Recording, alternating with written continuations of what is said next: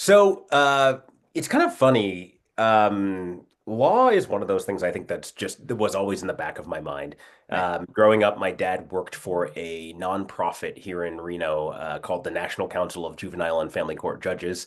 And they specialize in educating judges on how to better handle family law cases and child abuse and neglect cases. And so him working there, and he's not a lawyer. He has a master's degree in education, but him working there, I grew up around lawyers and judges all the time, and it was kind of like cool to be around them. And then also just popular culture, just TV makes being a lawyer look so cool when you're in like, I think what grade was I in? Sometime in elementary school, you read To Kill a Mockingbird, and you're like, oh man, that guy stood up for people who didn't have anybody to speak for them. That's so cool. And so it's just always kind of in your mind. So probably, I mean, it was always kind of in the background. I think by the time I got to college, I for sure was kind of like, yeah, I think I'll go to law school. So in high school, I kind of maybe thought about it, but I was more of an artistic type in high school. And then by the time I got to college, I was like, let's do law. So Okay. Out of curiosity, what did you major in college? journalism. I studied journalism and minored in communications. And so I've always been pretty good at writing and expressing myself in writing.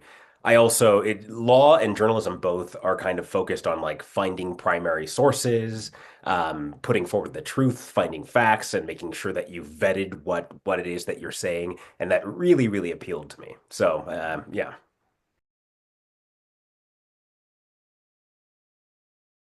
Well, yeah, I guess sort of actually, yeah. So the reason why I started doing stand-up was because in law, I was a litigator, so I was in court all the time. And so I learned that I could speak in front of people.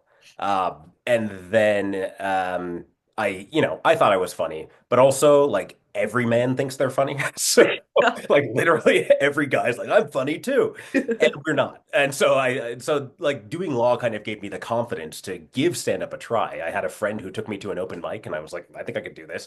And it turned out I was pretty good at it. And so when I left law, yeah, I was kind of like, I didn't know what to do next. And part of that is that law is such an all-consuming sort, or it can be such an all-consuming sort of profession that it can become your identity, your life's work, your cause. And I had put so much work into becoming a lawyer in the first place that it was kind of like I hadn't even considered what else I would do. And so when I left law, immediately I was like, yes, I at least have this skill of doing stand-up comedy. And I knew one agent here in town in Reno. It's funny, my agent in Reno, her partner is he was the bailiff in our courtroom when I was a public defender, and he had a band. And I loved comedy, and so neither of us really wanted to be there. We were both just like talking about entertainment all day.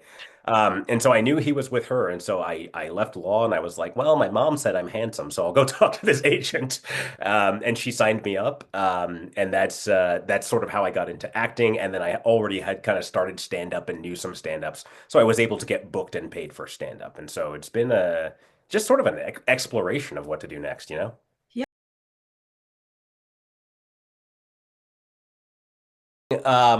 The thing of show business is that I have come to realize it's just like any other industry where it's like if you know people, it helps.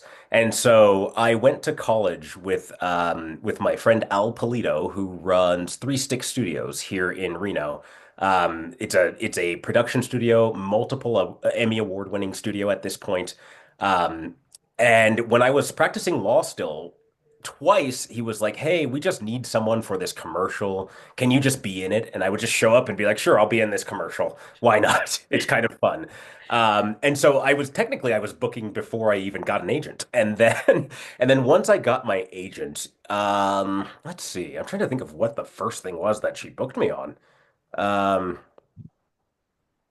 it doesn't seem like it was a terrible, like, it was within a few months that I was starting to book commercial work. So probably 3 to 4 months, I was booking commercial work here in Reno, Lake Tahoe, Carson City. And it's interesting just because Reno's growing so quickly right now that there is this need for commercial work a lot here. And so yeah, it was maybe like 3 to 4 months. And then, well, I don't want to get ahead of myself if you have another question, but there is a No. next.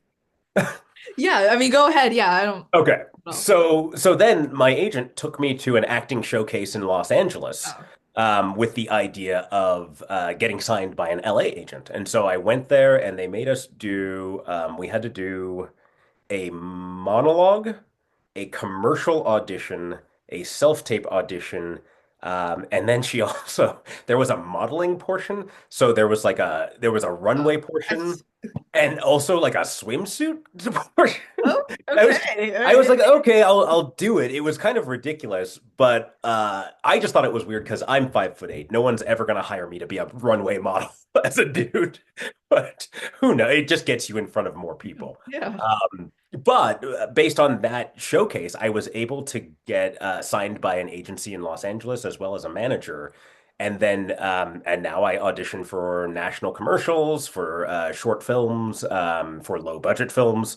At this point, I'm still kind of, that was 2 years ago, so I'm still kind of considered like starting out. Um, but yeah, I mean, I was in like an Amazon commercial. That was pretty cool. I'm in a vaping commercial that's airing in Europe. So Hey. look for me there.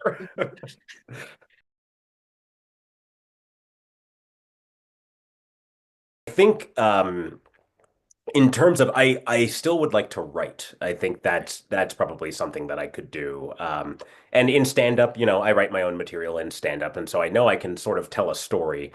The idea of writing a script feels very intimidating, very daunting. I've been thinking about it literally since high school, and I still haven't done it. So I should probably just hurry up and do it. But no, I don't think I would direct. I think writing because I think that it is easiest for me to express myself in writing because it's sort of a solo activity and you get to do it and you get to work on it until you're ready for someone to see it. Um, Acting, I think, works for me. Because I do stand up and I have, sort of a bit of a personality that I can turn on when I need to. And I do enjoy the performance and I enjoy the connection with other people. That when you're acting, what you're doing is trying to make what you're doing as real as possible.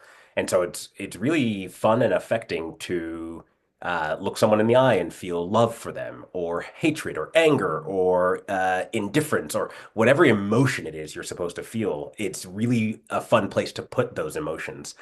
I'm also a very anxious person, and it makes me very anxious. Because when you're doing those things, whenever I watch movies, I'm just like, man, look at this performance that like Jim Carrey gave, and then I remember like he was in a room full of people. Like everybody was watching him and he had to pretend like they weren't there and he had to like show something real. And it's still somewhat difficult for me to turn off the oh man, everybody's watching and there's a camera over there. And I just my understanding is it's about how your excuse me, it's about how your imagination works. And I really don't think I have delved deeply enough into characters yet to really turn that all off. I recently did a short film where I'm incapacitated in a chair and this woman's going to kill me. And I'm just like, I'm saying my lines and stuff and I'm into the scene. But then there's a guy on a hoverboard with a camera like going around behind her and taking the shot. And I definitely was aware of him. I definitely was like, well, there goes Sean on his hoverboard. I would like to get to the point where I can just kind of turn that off and just focus in. So probably the most appropriate fit for me is probably writing. But acting is also sort of instant. It's fun, and someone else has already written the stuff, and I get to show up and give my spin on it, and so that's kind of cool. Right. So my notes app on my phone is a mess. And so it is this, I don't know if you've ever seen Curb Your Enthusiasm, but on that show, Larry David has a little notebook that he writes down ideas in all day. And that's sort of what I do, is that if I think of something that makes me laugh, then I jot down the idea. And then I try to expand it later through I guess just the ways that stand-up comedians make punchlines, which is subverting expectations, misdirection. I have a joke about The Handmaid's Tale that makes the audience think I'm talking about The Handmaid's Tale, but in fact I'm talking about how women are treated in society in real life, and people it's kind of you direct them one way and then you switch it, and people always love that or hate it, but but as long as they don't see it coming. So I jot notes down in my phone, and then I used to have more time to actually sit down and write jokes. Um, and now I have two children, so it's a little bit more difficult to find the time. So generally, what I'll do is sort of come up with the punchlines. These are the three or four things that I think are very funny about this, and then I try to think of a story that can encompass those. I think try to think of just either something true that happened to me or just some way to relate something to people.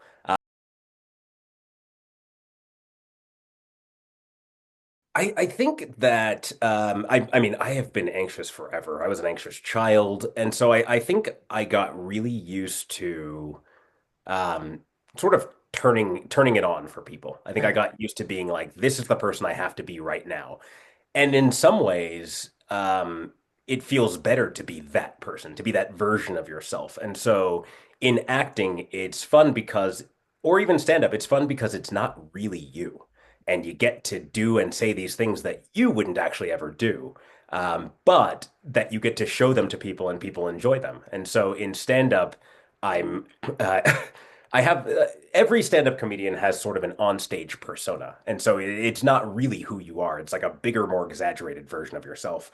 My wife hates my onstage persona. She saw me do stand-up fairly recently, and for an hour after, she was like, "Why were you acting like that?" It's like because that's a performance. That wasn't actually me. That was that guy. And so it is kind of fun to be that guy instead, to go up there and say things that you would never say in polite company or say to someone's face, but you say them in a room full of people and everybody starts laughing. Or you just get to say the most irreverent, just wild things, and people are with you on them. And I think that's what I really like about performance generally. I think in law, or maybe even in just the corporate world, in working, I very much figured out how to measure myself. It was like, be this person, be solid, be professional at all times, be this guy. Um, and that's not really being human. And so I think that in stand-up and in acting, I get to really express what it is to be human, what the sorts of things that people say behind closed doors, or the sorts of things that people do when they think no one is watching. It's much more authentic. And I think at this stage in my life, I'm always just seeking out authenticity.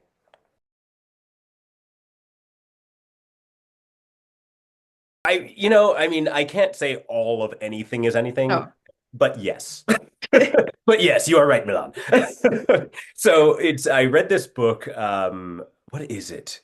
Oh God, I can't even remember the name of the book. The Artist's Way. The Artist's Yeah. Way. And the author of that book talks about what she calls lapsed artists. And so she talks about how when people want to go into the arts, but they're unsure of actually doing it, they'll go into something that is adjacent to that thing. And so a big thing in law is presentation. It's being in front of people, it's convincing people, it is being funny sometimes, it's being stern sometimes. It is delivering a performance sometimes. And so she, in that book, Julia Cameron, I think is the author of that book, talks about how many lawyers are lapsed actors. And so yeah, I do think that like I said, it was going into law and becoming a litigator that gave me the confidence to get on stage to be a stand-up comedian. And so I do think that there are a lot of lawyers who probably do like presentation and emotional connection, and that they know that they can do that in this profession that's also highly respected, and can tend to pay pretty well. Whereas acting, I will tell you, not a lot of respect.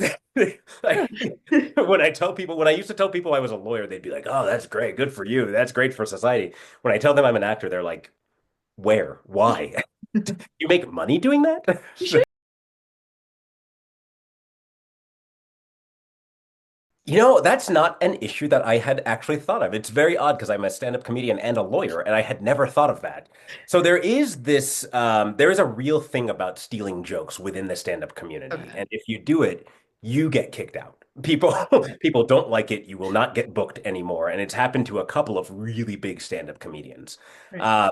But I don't think that it ever came to a lawsuit, and so I haven't actually considered whether or not a joke might be covered under copyright law.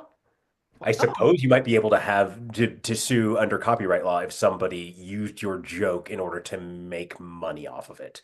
Um, that's a very interesting question, and I feel so caught off guard by it. no, sorry. No, I was I did just like, this interview with Milan. She made me look like an idiot. I apologize. No, but No. it is interesting. I had never thought of legal action. It's kind of funny because I think you could be. I also think that in order to take such legal action, it takes time. You have to find a lawyer. You have to pay them to file. And so you're just kind of like over one joke, you don't know if it's really worth it for someone to do that. And I thought the same thing about the Kendrick and Drake thing that happened Yes. fairly recently.